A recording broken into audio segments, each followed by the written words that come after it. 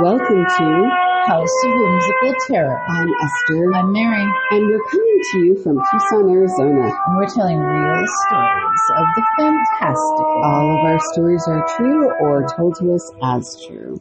Occasionally we alter the names to protect privacy. And same for places. That's right. And today's story is Behind the Mirror. And we have a special guest with us today. We do. Brenda, who's an amazing realtor. Here in Tucson, Arizona. Yep. Hi there. Hi. Thanks for being here. Oh, thank you for having me. Yeah. Happy to be here. Happy to be anywhere. So Brenda, you told us this great story, and it starts with what you do before you go into a house or after, around that beginning time. Yes. So to preface everything, I don't believe in ghosts, but I hedge my bets and I don't tempt fate. Right. But you can't deny feelings. Mm-hmm. So I get feelings sometimes when I go into certain houses. And typically when I get those feelings, I do have a thing that I say when I go in. I say, I don't want to hear you. I don't want to see you. I don't want to know about you. Right. I'll be here for a few minutes, maybe 20 minutes max, and I'm leaving and you can't come with. That covers it. Yes, it does. Now, there was a particular house that gave you a big feeling when you went in that was a little more extreme than any other place. Can you tell us about that place? Sure. There was a house that a client of mine, I was representing the buyer. He was a buyer, and he was one of those people that could do anything. He's a true Renaissance man. He could fix your hair, cook you dinner, put an AC in. Anything. He could sew, do upholstery. He could upholster your car seat if you wanted. Make costumes. And he was buying this house, and he had remodeled one that I had just sold for him that he was living in. And so he wanted this one. And the thing was about this one is when you go into the front door, right away, I was having an odd feeling, a dark feeling. Sometimes you go into these houses and they already feel happy, and people say, oh, I like this house. They go in and sometimes they don't even want to stay. But this one had a very dark feeling at the beginning. And when you walk in, the kitchen was to the left, which I didn't know at the time, but I know now is bad feng shui. And the living room was to the right. And, sometimes you go towards the back of the house and you might pick up different feelings back there, but I didn't. It was all concentrated in the front of the house. This not a very pleasant feeling. And he was not on time, but that's fine. I typically go in early so that I can turn on all the lights so that people can come in and they see, everything with it all lit up. And he wasn't on time, and I was waiting, and the feeling was it was intense for me. And so I decided I'm going to wait outside. I didn't want to be there. So I did wait for him outside. And when he got there, we went through the house, and I felt like maybe his energy would make things feel better, but I still felt odd in that front area around that kitchen area. So anyway, fast forward, he bought the house, and about a week later, I got a call, which realtors don't want to get this call where there's something wrong. So he said something interesting. He said, in the kitchen there was a mirror, and behind that mirror was corkboard, and it was a kind of corkboard that was squared. You just take the squares and you put them up, and you put up as many as you want. And I didn't let him mess with those because you don't touch anything you don't own. That's just how it works. Right. If you destroy something, you don't want to have to worry about having to get it repaired or anything like that. So anyway, we hadn't bothered with it, but he was starting to do work on the house, and he took the mirror off the corkboard, and he found an upside down cross. Oh. So though I don't know about all these things, that didn't sound good. And I said, that doesn't sound good. No, that's not good. It's not good. I said, you're an artist. I said, can't you just take a marker and design something around it, do a design and change it in to something else, because he couldn't get the cross out. Wow. So he was trying to pull it out of the cork. It was embedded.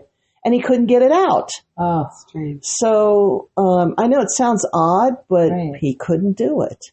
And there wasn't much he couldn't do, but that he couldn't do. So I think he eventually wound up having to take some of the wall with it to get it out of there. Wow. And so anyway, that was not great, and as his realtor, you still feel like you want to do something to help. Right.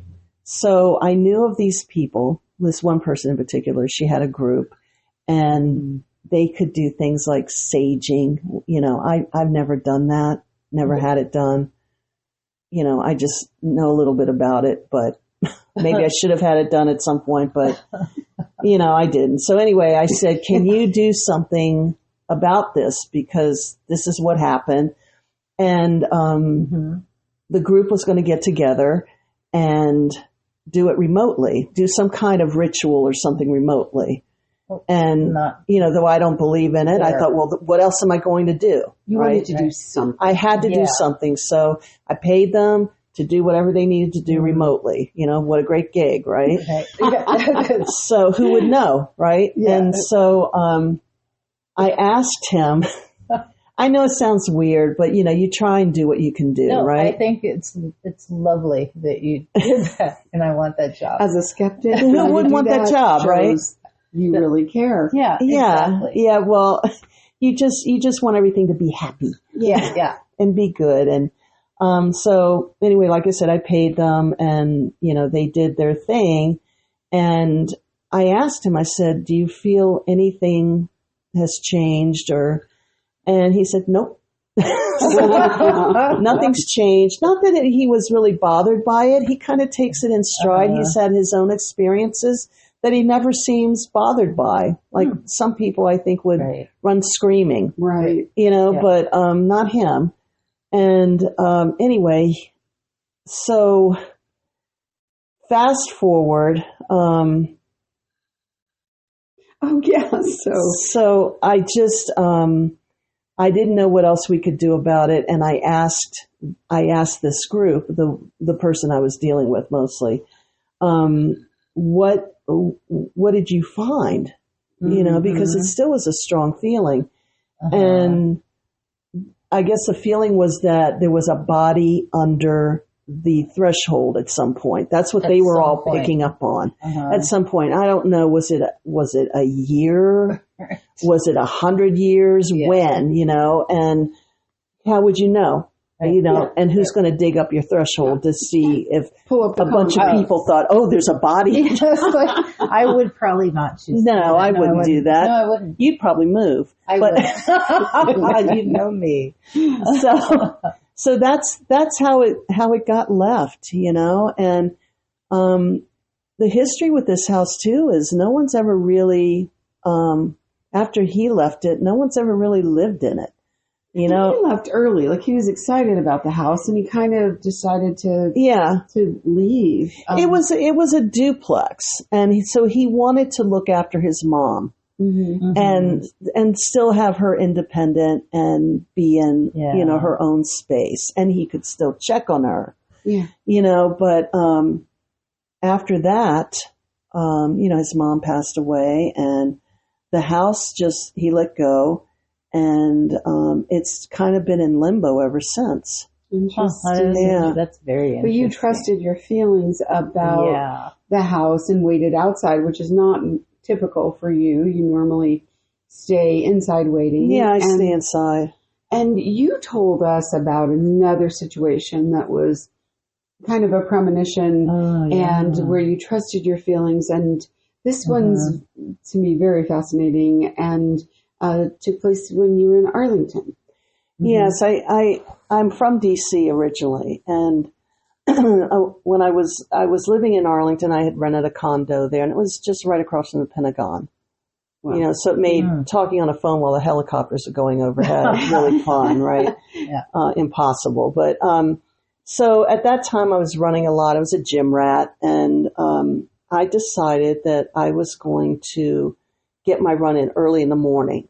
And I typically don't do that. I'm not that morning person. Mm-hmm. And but anyway, I decided I was going to do that. I was up, and I went outside. It was still dark, and there was another condo building right next to mine.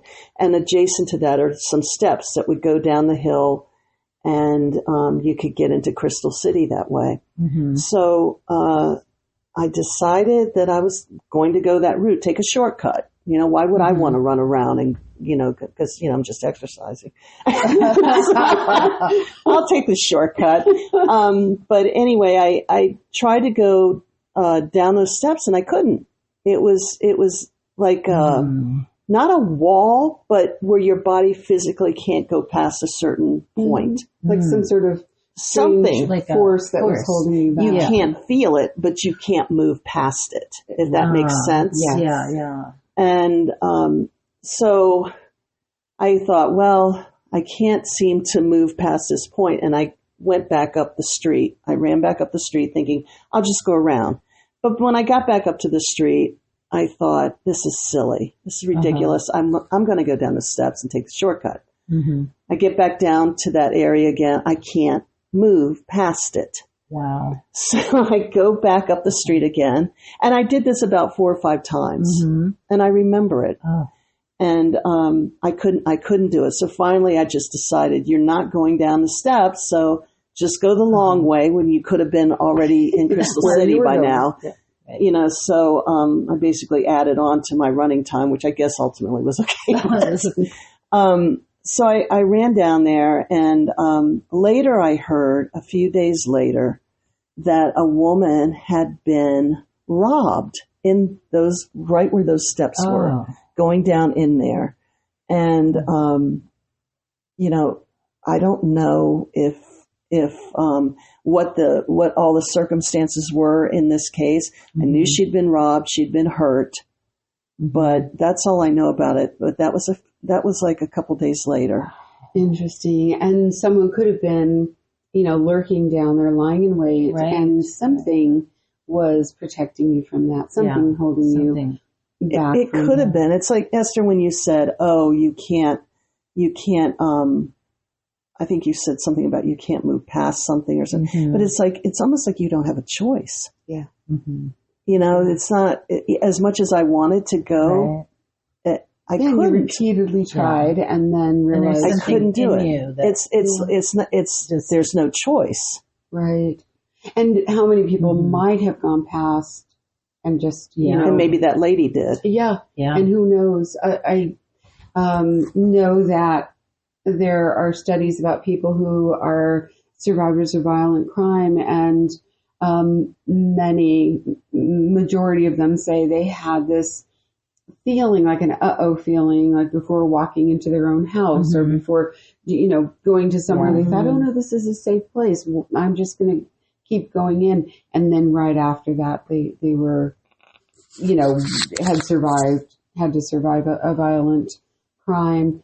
And how many times do we listen to those feelings, and who knows what might have happened. But that's one of the things that's really important, is for us to listen to those feelings, even if they make no sense. Like, I always go to work at, 7:00 in the morning, open everything up. I get this weird feeling, trust it. Yeah. Wait for somebody else to get there. Yeah. Have your phone ready to call 911, whatever it is. Mm-hmm. I try to remember that when I'm driving, because you know how sometimes you want to get somewhere and someone's going slow, or you get every red light, not the green lights that you're hoping for. Mm-hmm. And then I started thinking one day, maybe there's a reason I'm getting these red lights, or maybe I'm behind a slow driver for a reason, right. So just chill. Is something taking care of you so you don't get to a juncture where something terrible is going to happen. There's a way that you're being stopped. I think it manifests in different ways. I think so too. Brenda, you have other stories that you are willing to share with us. So we are hoping that you'll come back and be a guest on the show again and share some more of those. It'd be a pleasure, as long as you understand. I don't believe in ghosts. I'm not superstitious, but I don't know. We did see you knock on wood a while ago. I'll always knock on wood. I'll find a tree, something. You're like the perfect guest. I'll knock on vinyl if I'm in the car. All right. I think it's the knocking. I don't. Might be. Yes. Oh, so thank you so much. Oh, thank you. And thank you so much to our listeners. Please come back and listen to more stories. And we hope you enjoyed this evening's. But for now, so long, good friends. Until next time, when we meet back at the house.